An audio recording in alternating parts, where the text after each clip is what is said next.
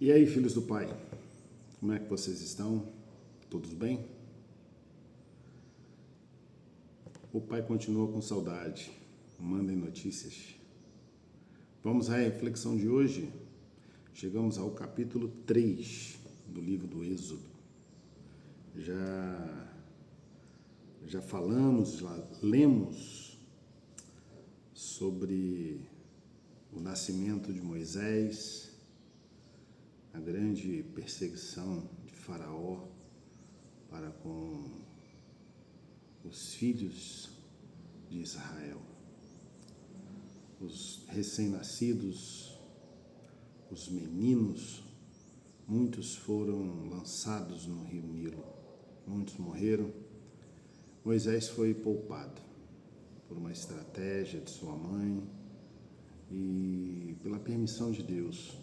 Moisés foi poupado. Moisés cresceu no palácio do faraó como filho da irmã de Faraó. Nós falamos isso ontem, já no capítulo 2, que Moisés precisou fugir da ira de Faraó por ele ter assassinado um egípcio em defesa de um israelita. Moisés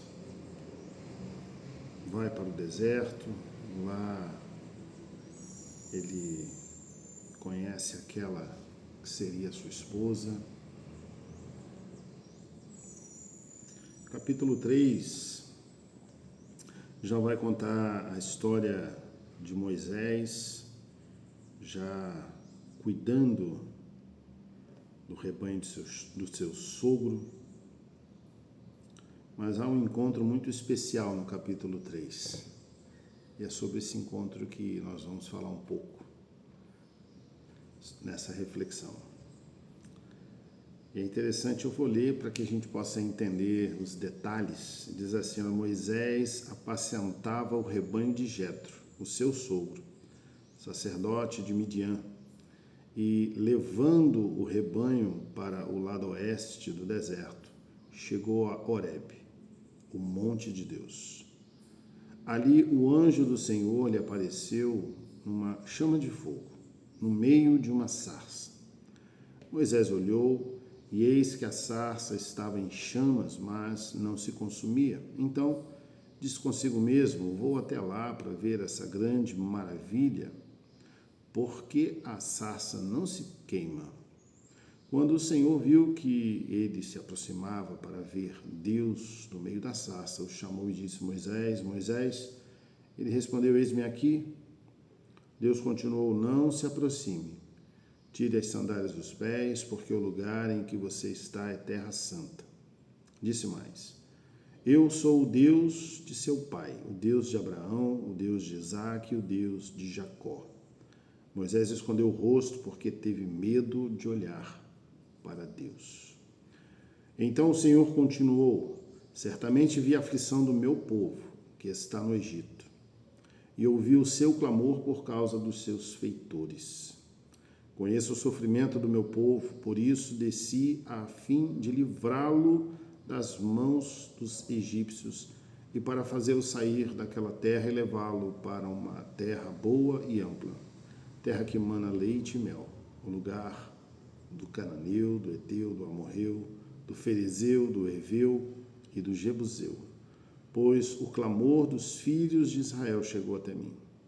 E também veio a opressão, e também vejo a opressão com que os egípcios os estão oprimindo. Agora venha, e eu enviarei a Faraó para que você tire do Egito o meu povo, os filhos de Israel. E aí, nesse diálogo entre Moisés e Deus, Moisés se levanta, se colocando como não apto.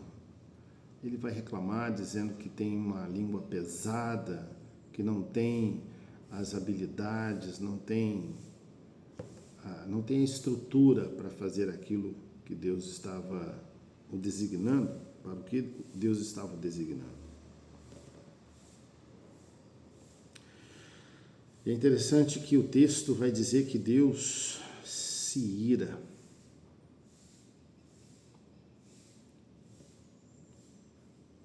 E eu vejo a grande misericórdia com que Deus nos trata. Porque o texto diz que Deus se ira, mas o Senhor coloca à disposição de Moisés o seu irmão Arão. Ele coloca que Arão seria então o seu porta-voz, né? E que Moisés seria a grande comunicação de Deus. Deus falaria a Moisés e Moisés passaria para Arão, para ele comunicar o povo. E muitas vezes, e aí a nossa reflexão vai ficar em cima disso, porque nós precisamos pensar em que momento ou quais os momentos da nossa vida em que a gente está dentro da nossa rotina, dentro da nossa correria, e alguma coisa diferente acontece. O que chamou a atenção de Moisés foi que algo natural se apresentava de uma forma sobrenatural. E aí vai uma pequena observação nessa ilustração aqui, quando a sarça estava em chamas, mas ela não se consumia. E há muitos relatos de que no deserto o calor extremo faz com que haja, em algumas situações, o que se chama combustão espontânea. O calor é tão forte que algumas coisas pegam fogo. Então, o texto nos chama a atenção de que Moisés viu uma sarça ardente, pegando fogo. E eu confesso que eu cresci ouvindo essa passagem e só imaginando uma árvore, né? Um arbusto pegando fogo. Que isso já seria sobrenatural, mas muitos dizem que isso não é sobrenatural, isso é natural, por conta do calor intenso e pequenos arbustos pegando fogo, é natural. Então, o que chamou a atenção de Moisés não foi o fato do arbusto estar pegando fogo, foi o fato do arbusto não se consumir. Mesmo o fogo lambendo toda a estrutura daquele arbusto, ele não se consumia. E é interessante nós pararmos para refletir sobre esse encontro de Moisés com o Senhor. Esse encontro precisa ser e será naturalmente um encontro mágico, um encontro sobrenatural. Mas que na nossa rotina nós possamos estar atentos para ver diante de nós a presença de Deus. A correria muitas vezes, né, o trabalho muitas vezes nos enche a mente e nos desvia de toda e qualquer atenção que possamos dar para os sinais de Deus. E a nossa reflexão está baseada nisso. Que possamos estar atentos para observar Deus se manifesta.